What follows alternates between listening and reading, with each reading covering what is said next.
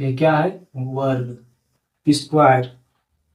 ये वर्ग क्या चाहता है? ये हमेशा खोजता है जोड़ा। जैसे 2 × 2, ये क्या हो गया? ये वर्ग हो गया। ये 4 हमारा वर्ग हो गया। जैसे हम लिख देंगे 2 × 2 × 3, क्या ये वर्ग है? अब बोलिएगा ये वर्ग नहीं है। क्यों नहीं है? क्योंकि ये दोनों का तो जोड़ा हो रहा है, पर ये 3 का जोड़ा नहीं हो रहा है। ये 3 काम बिगाड़ रहा है। अगर इसको हम जोड़ा बनाएंगे तो क्या करेंगे? जोड़ा बनाने के लिए या तो हम इसको 3 से गुना कर देंगे, ये जोड़ा हो गया, ये दोनों वर्ग हो जाएगा। या फिर हम 3 से भाग दे देंगे, ये कट गया, काम बन गया, ये जोड़ा बन जाएगा। जैसे कोई संख्या मैं लिख देता हूं 1 2 3,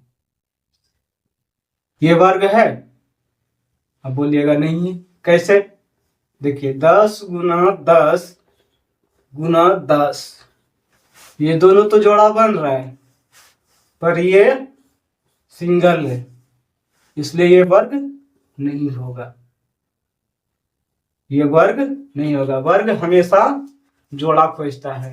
ये पॉइंट नंबर 1 है। देखिए 1 से 10 तक किए हैं। अगर किसी संख्या का वर्ग हम x मान लेते हैं, किसी संख्या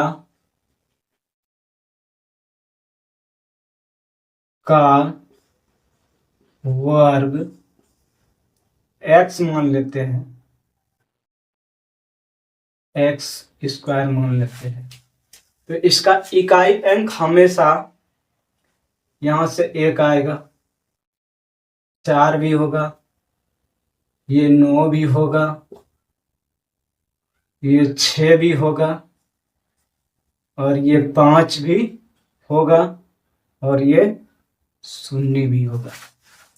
ये नंबर आप जहां भी देख लीजिएगा तो आप समझ जाइए कि उसका वर्ग होगा। और 0 हमेशा सम संख्या में हो तब वो वर्ग होगा। 0 हमेशा सम संख्या में होगा तो वह वर्ग होगा।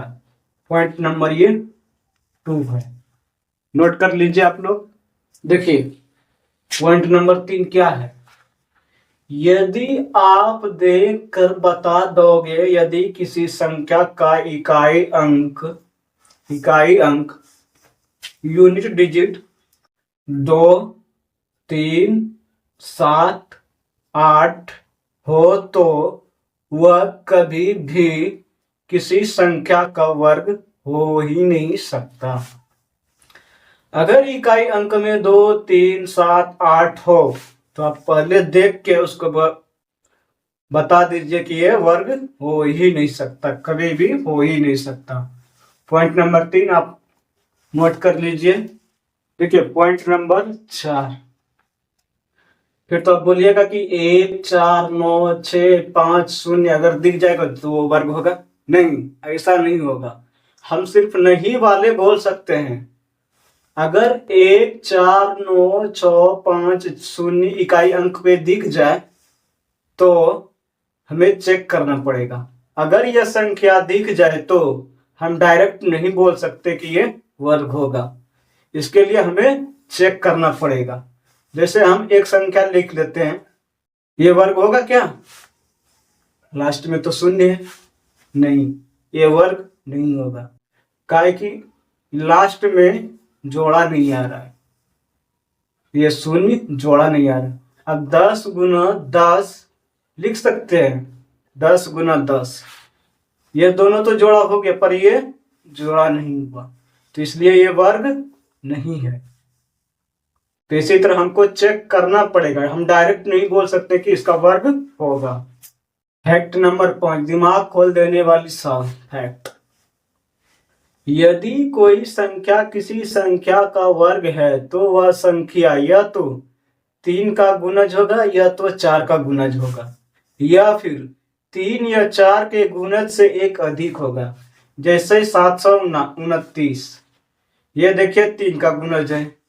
और ये देखिए 11 का स्क्वायर 121, ये 4 के गुणज से एक अधिक है। तो आप चेक कर लीजिएगा इसे। अगर 3 या 4 से गुणज हो जाए तो वो संख्या का वर्ग होगा, या 4 से गुणज होने के बाद एक अधिक हो तो वह संख्या गुणज होगा।